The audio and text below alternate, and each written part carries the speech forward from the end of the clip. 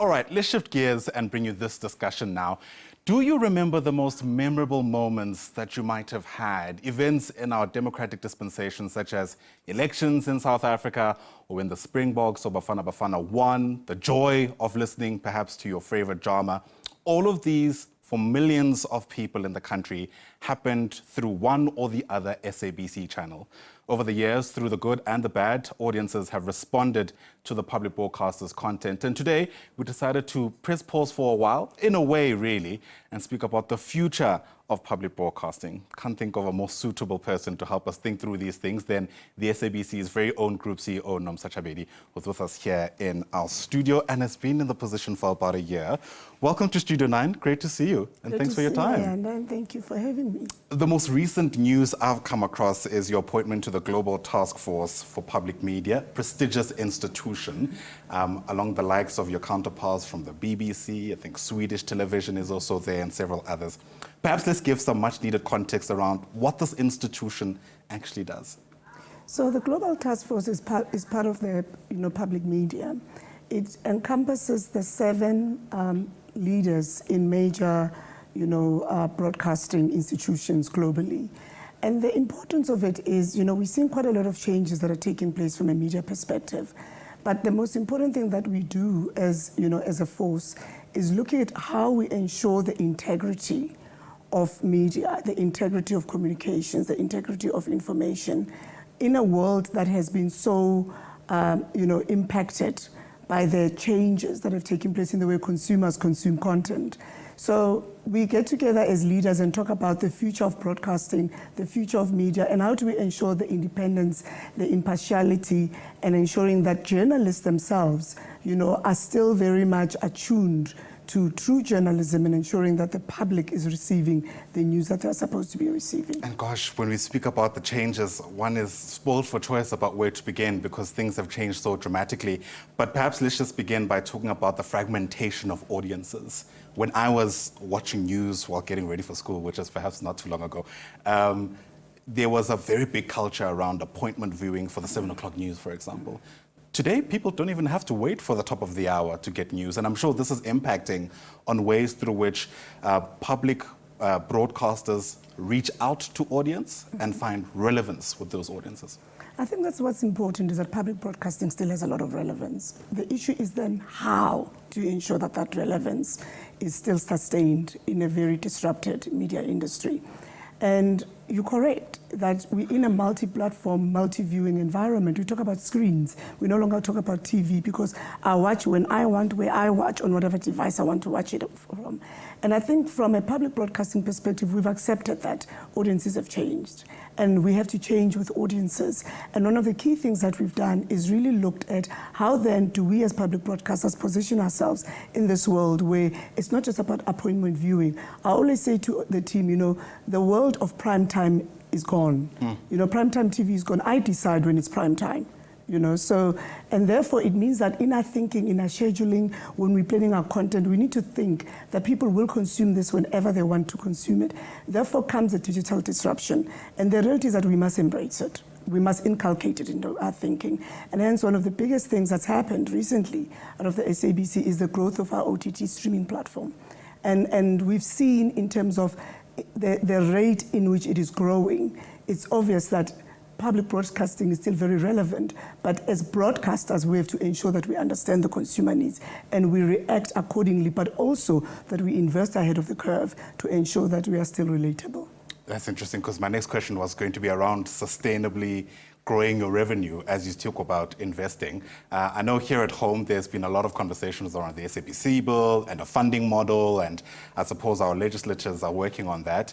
But what are you hearing from our peers around the world about the challenges that they're facing when it comes to ensuring that there is a sustainable way of keeping the ecosystem going?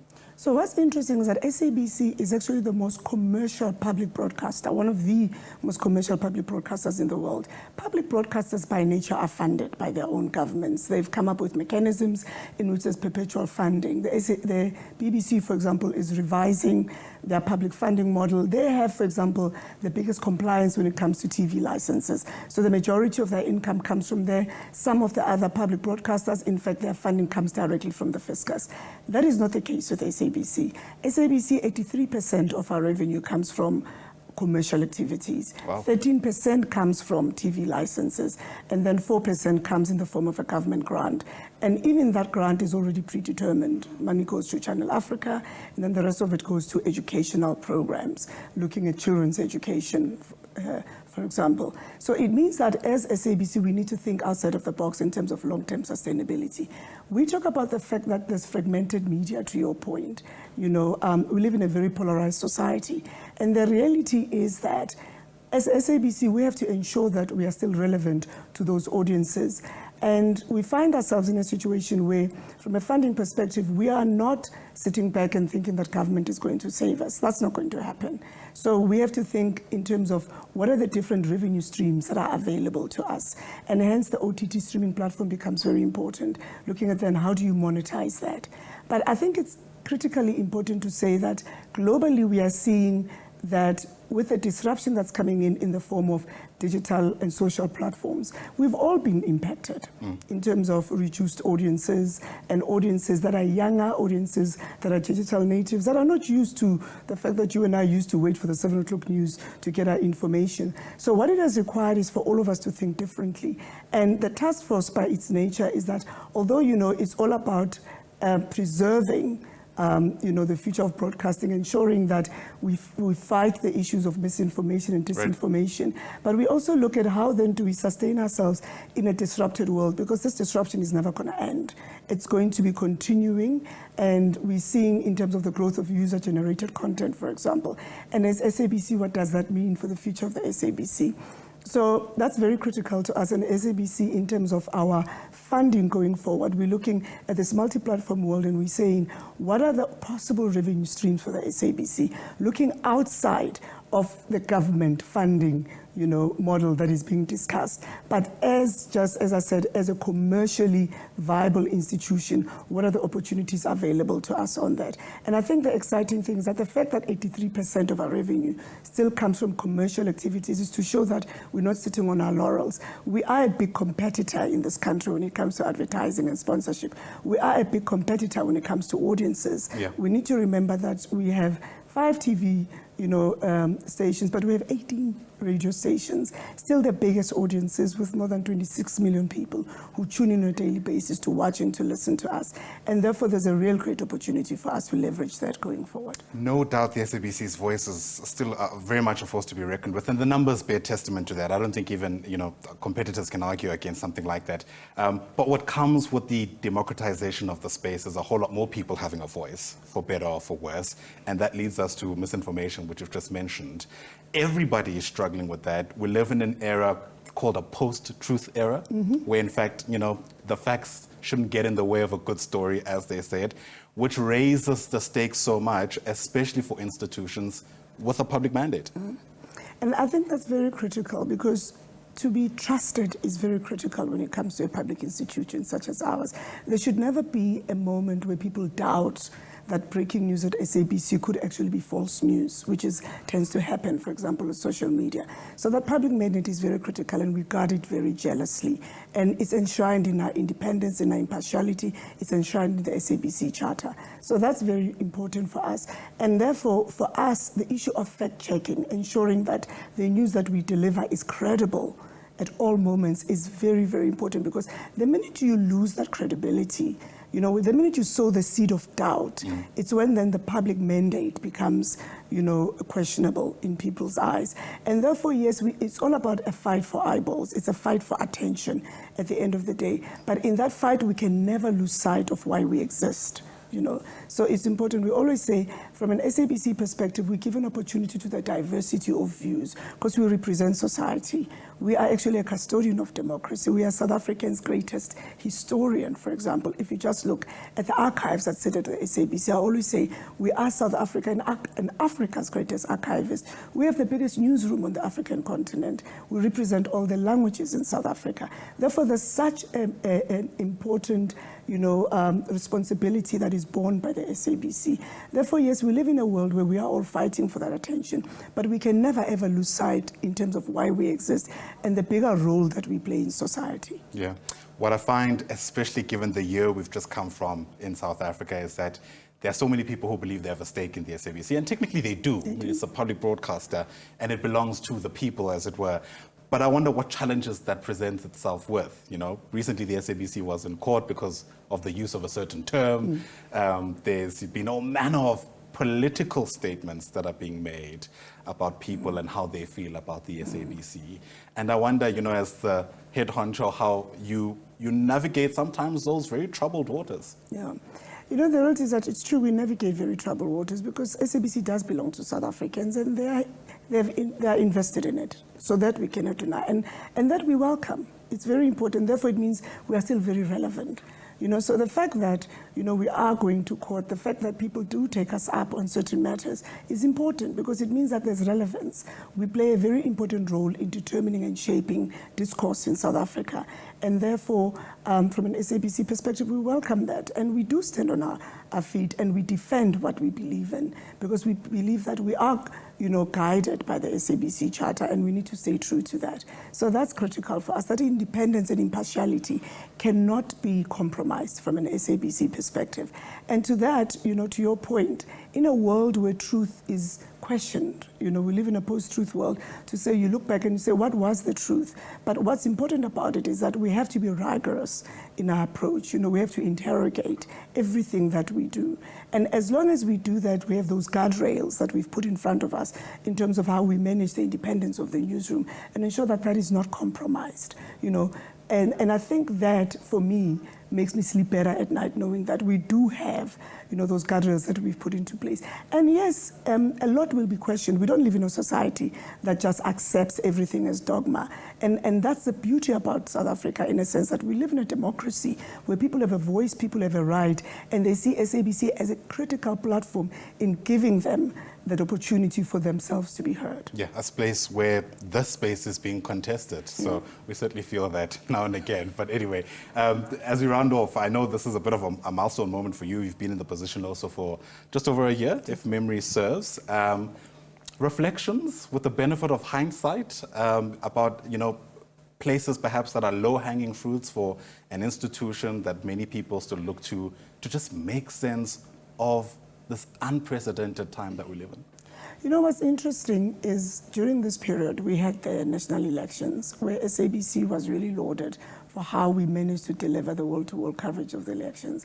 And there's a lot of learnings that we've taken from there. We're about to go in about 18 months or so into local government elections, and we'll be taking those learnings there.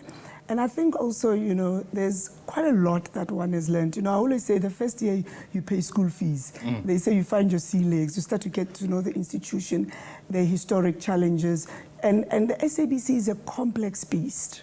You know, I must be genuine about that. It's not as straightforward as, you know, when you're sitting from outside looking in, there's always, you know, you have so many solutions to the problem. But the reality is that it's an environment with multiple stakeholders, which is very critical. Everybody from our own employees to our suppliers to the people who actually keep the lights on a daily basis, you know. So in the last year, I think I've gotten to know the institution better.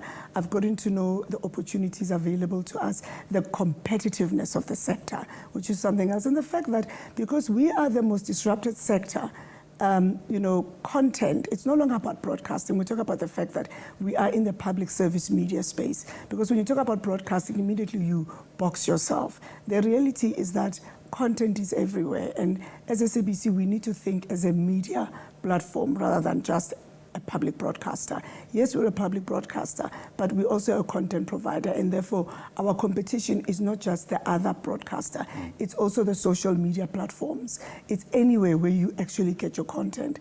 And from, you know, from that perspective, one has had to really look and say, from a 5-year strategy perspective, what do we adjust? So we've just gone through a lengthy period of developing our corporate plan for the next financial year and reviewing a 5-year plan. And I think based on just the insights that we've garnered from the last year, we are then able to course correct and ensure that we are en route to achieve what we set to achieve. Absolutely. In fact, as you speak now, you know, another question just sprung into my mind around the migration, digital migration that the SABC has been embarking on for years. Let's face it. Update on that, how we're doing, because I imagine that is part of the key to unlocking the SABC's ability to be able to exist on these multiple platforms? You know, the SABC is an existential threat. Our financial sustainability is well, communicated by all that have been, party to these discussions. So that's the number one thing that I think is really, top of mind for us, and the migration then plays into it. We are on the verge of seeing an analog switch off that has the ability to impact the sustainability of the SABC. The SABC, even though it's a public broadcaster, if you look at the public mandate, it's self-funded. It's not funded by government. And therefore, the minute you impact the ability of the SABC to deliver to audiences and audiences to be available to advertisers, which is where the revenue comes in, it means that immediately you are compromising the public mandate. And therefore, if we look at, in terms of the analysis that we've done, we still have about 4.4 million households that are not part of any satellite platform, etc., that have not received their set-top boxes. Therefore, it means that if it does go ahead on the 31st of March, we're in a situation where the SABC is about to lose 27% of their audiences, and that immediately translates into revenue losses. And therefore, that is something that genuinely keeps all of us, from a management perspective, from a board perspective, awake at night. And we are working very hard with the legislators, with the department, to find ways in order to mitigate that, because it's very critical.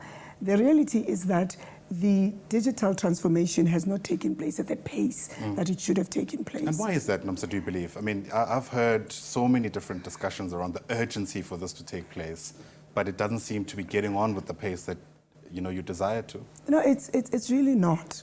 So I think it's also very important upfront to say, SABC, we support digital migration. We support the move from analog to digital, because analog is a dead technology. It no longer exists in the world. So it's very important that we do that, but we need to do that systematically.